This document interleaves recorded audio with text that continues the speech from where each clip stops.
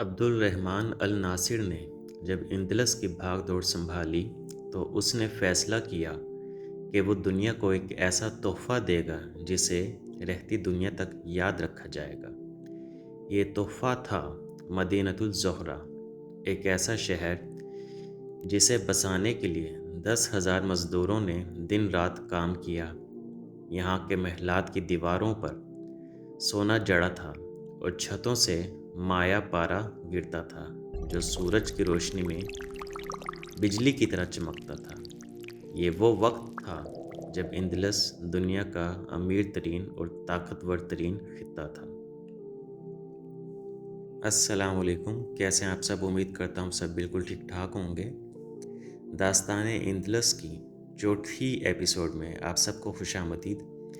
بات کریں گے مدینۃ الزہرہ کا جادو اور اندلس کا المناک زوال۔ یہ چونکہ سیریز کی آخری ایپیسوڈ ہے تو یہ بہت ہی انٹرسٹنگ ہونے والی ہے۔ سلطنتیں صرف محلوں سے نہیں تلواروں سے محفوظ رہتی ہیں۔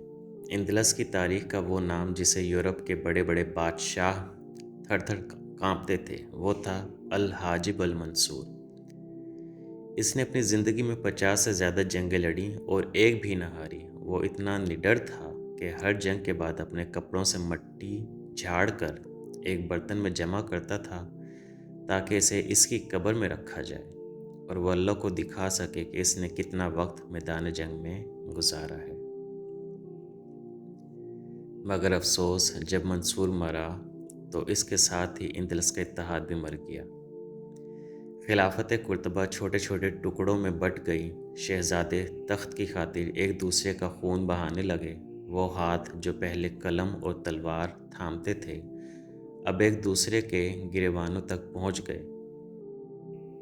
مدینۃ الزہرہ، وہ جادوئی شہر جسے بننے میں دہائیاں لگی تھیں، اسے خود اپنوں نے ہی جلا کر راکھ کر دیا تھا۔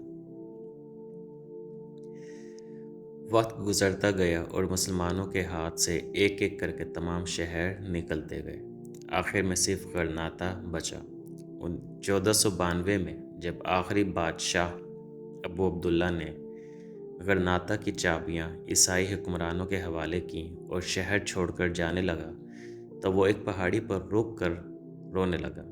تب اس کی ماں نے وہ تاریخی جملہ کہا، جس سلطنت کی حفاظت تم مردوں کی طرح نہ کر سکے اس کے چھن جانے پر اب عورتوں کی طرح ماتم کیوں کرتے ہو؟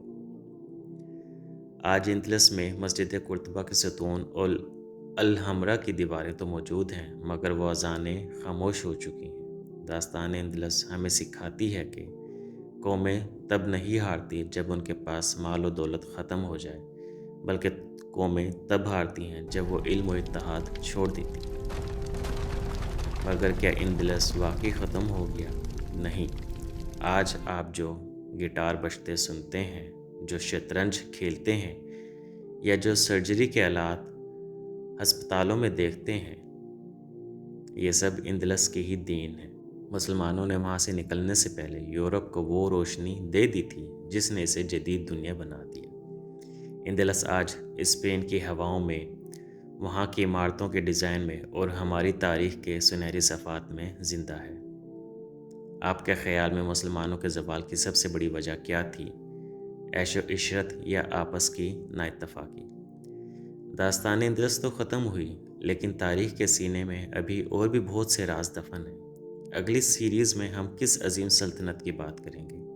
آپ ہمیں کمنٹ میں لازمی بتائیں۔ ویڈیو پسند آئی تو اسے لائک کر دیں، چینل کو سبسکرائب کر دیں۔ ملتے ہیں ایک اور نئی ویڈیو میں، تب تک کے لیے اپنا بہت سارا خیال رکھیے گا۔ اللہ حافظ۔